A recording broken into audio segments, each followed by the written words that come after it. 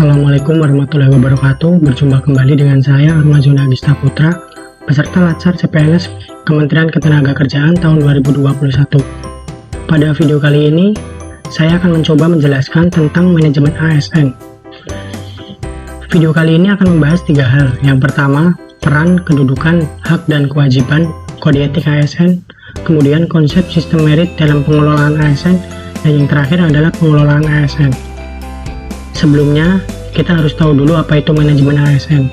Manajemen ASN merupakan pengelolaan ASN untuk menghasilkan pegawai negeri sipil yang profesional, memiliki nilai dasar, etika profesi, bebas dari intervensi politik, bersih dari praktik korupsi, kolusi, dan nepotisme. Yang pertama kita bahas tentang peran, kedudukan, hak, dan kewajiban serta kode etik ASN. Bagaimana peran dan kedudukan ASN? Kedudukan ASN. ASN berkedudukan sebagai unsur aparatur negara yang menjalankan kebijakan yang ditetapkan oleh pemimpin instansi pemerintah, serta harus bebas dari pengaruh dan intervensi semua golongan dan partai politik. Kemudian peran ASN. Peran ASN adalah perencana, pelaksana, pengawas dalam tugas umum pemerintahan dan pembangunan nasional melalui pelayanan publik profesional, bebas intervensi politik, yang bersih dari korupsi, kolusi, dan nepotisme. Kemudian hak dan kewajiban ASN. Kita bahas untuk PNS dulu. PNS berhak memperoleh gaji, tunjangan, fasilitas, cuti, jaminan hari tua, perlindungan, serta pengembangan kompetensi.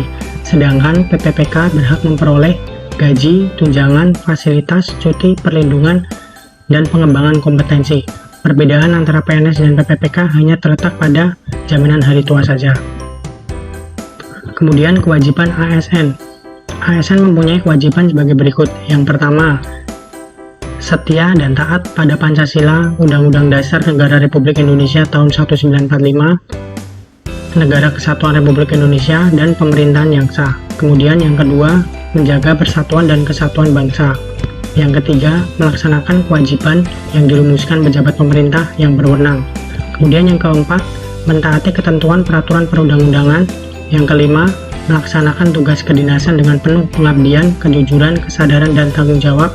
Kemudian yang keenam, menunjukkan integritas dan keteladanan dalam sikap perilaku, ucapan, dan tindakan kepada setiap orang yang baik di dalam maupun di luar kedinasan. Yang ketujuh, menyimpan rahasia jabatan dan hanya dapat mengemukakan rahasia jabatan sesuai dengan ketentuan peraturan perundang-undangan.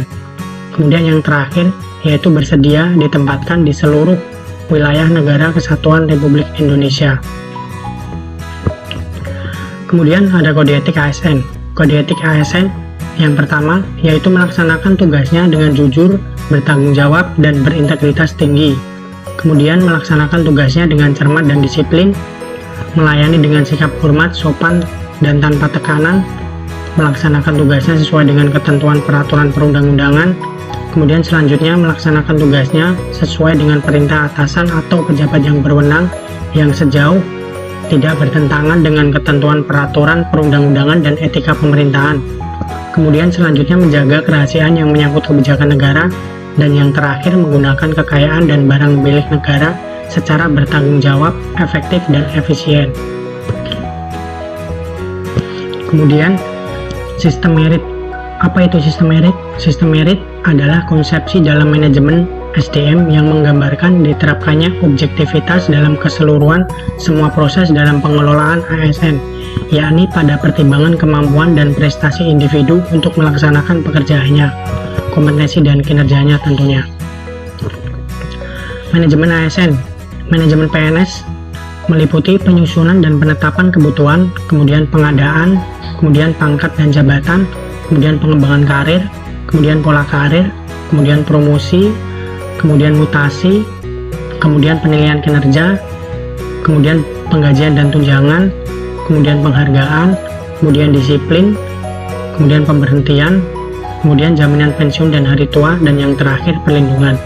Sedangkan manajemen PPPK meliputi penetapan kebutuhan, kemudian pengadaan, kemudian penilaian kinerja, kemudian penggajian dan tunjangan, kemudian pengembangan kompetensi, kemudian pemberian penghargaan, kemudian disiplin, kemudian pemutusan hubungan perjanjian kerja, dan yang terakhir perlindungan. Mungkin demikian pembahasan saya tentang manajemen ASN. Ada kurang dan lebihnya saya mohon maaf. Wassalamualaikum warahmatullahi wabarakatuh.